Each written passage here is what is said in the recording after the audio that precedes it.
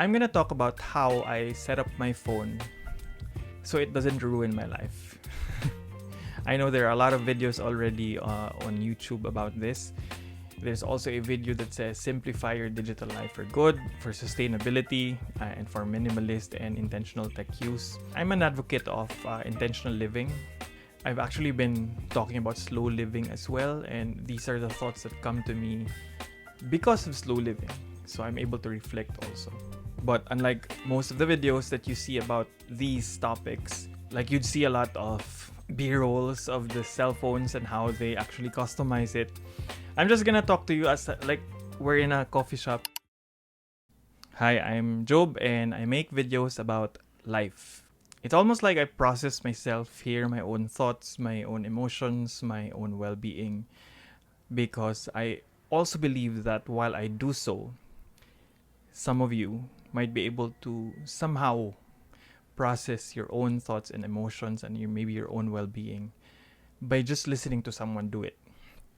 And it's really effective for me when I hear someone, a friend, process his own thoughts. I get to process myself too, so that's what I do here. Just one simple advice for me. This has worked for me, and maybe you've tried doing a lot of different setup for your phone. Maybe you have more than one phone and you're wondering, maybe I'll just let go of it. Many years ago, I've actually considered buying a light phone, and I'm sure that you've heard of it. Maybe many of you, because there's already like two versions of it, and I think there's another version coming out. I was almost close to buying it, but I've just decided no, it's not gonna be for me, and it's not practical financially for our family. So I had moments where I really attempted to live a minimalist life digitally. In fact, many years ago, I actually tried really having a good diet in terms of my phone usage. I even documented it on Medium, and I just ended up, not continuing it after a few days. So here's one thing that really, really worked for me. The way I arrived at that one thing is by asking myself a few questions to arrive at that decision. First, what distracts me the most with my phone? When I had to answer that question, I came to a point where I realized if my social media apps are actually in my phone, I'm very much tempted to just habitually, open them and scroll and do a lot of viewings here and there. So my mind doesn't stop, and which is not healthy for me mentally. I'm sure you can relate, because it just keeps on trying to think of accounts that I can check, and even in the explore section, just doom scrolling. And so I had to delete TikTok because TikTok is the most addictive. I don't know what it has, but the way it is designed, it's just designed to really make you stick to the app and just scroll and scroll and scroll and scroll. So I had to delete TikTok. Instagram is still with me, just because for many years, I think the past 2 years, I was able to develop a habit already of not really opening it a lot. I just open it most of the time for DMs. And then when I see something on like K-drama or the movies I watch, sometimes I want to search the artists. Like when I was watching Beef on Netflix, I was looking for the main artists, the protagonists, antagonists in that particular series. I don't know, maybe I'll just want to be able to see if they were really affected with their roles. And same thing with Queen of Tears, because there might be spoilers in their accounts. Instagram, I've come to a point where Instagram is not so much addictive for me. But Facebook is, I have a love-hate relationship for Facebook. I don't really enjoy Facebook at all, but it's just where a lot of my friends are. That's basically the main app when we were in college. So I have a love-hate relationship with Facebook. Every now and then I actually delete Facebook and then install it again. So I had to ask myself what distracts me the most, and these apps distract me the most. So I had to just get rid of them and from time to time delete them. And then the next thing is, what part of my life does my phone take away human connection? Which parts of my life or in my day does my phone take away human connection?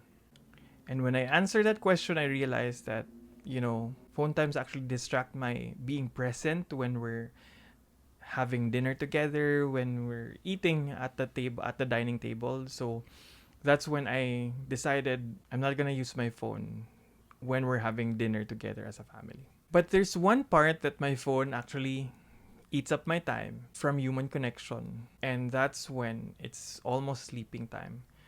On the bed with my wife, if I put my phone beside me because I need an alarm, it's just not gonna work because a lot of times I actually use it to fall asleep, which is not good.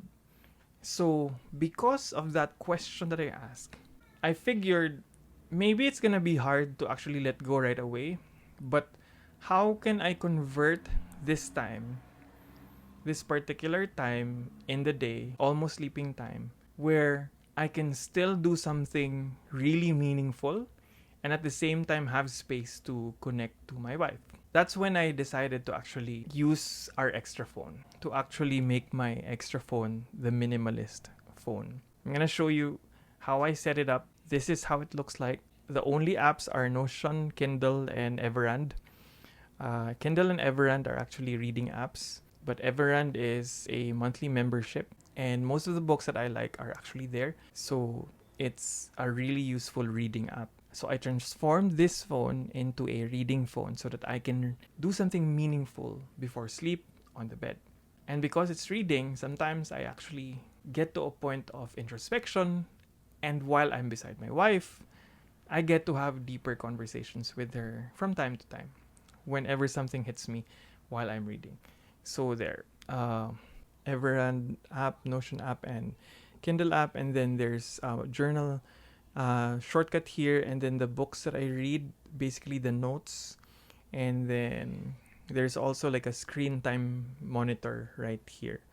So I don't use this for calls, messaging, and any other thing. It's just really a reading phone at night, and this is basically my mobile hotspot also when I go to coffee shops. So it has a SIM card, but I don't use it for calling and texting. And so far, it's worked for me. Not all the time, but it's one step at a time.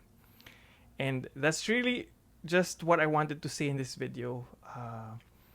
Two questions that you can ask yourself: what distracts you the most? So maybe you can decide which apps you can get rid of. And then, what particular time of the day in your life does your phone actually replace human connection?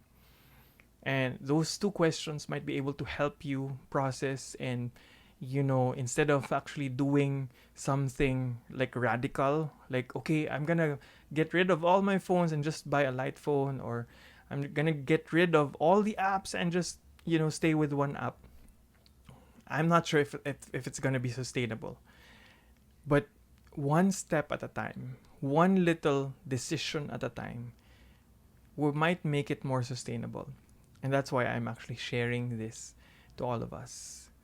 Again, it might not be one big step, but you're actually doing one small step. And that's gonna be hopefully sustainable for you. As long as you don't stop trying to improve each day, trying to improve each time. There's gonna be, times of failure and frustrations, but we don't stop. We don't stop. I hope you can subscribe, and I hope you can share this video. And of course, it's gonna feel less lonely if you actually leave a comment. So I reply to all comments. It's something that allows me to be able to converse with people. So see you in the next video.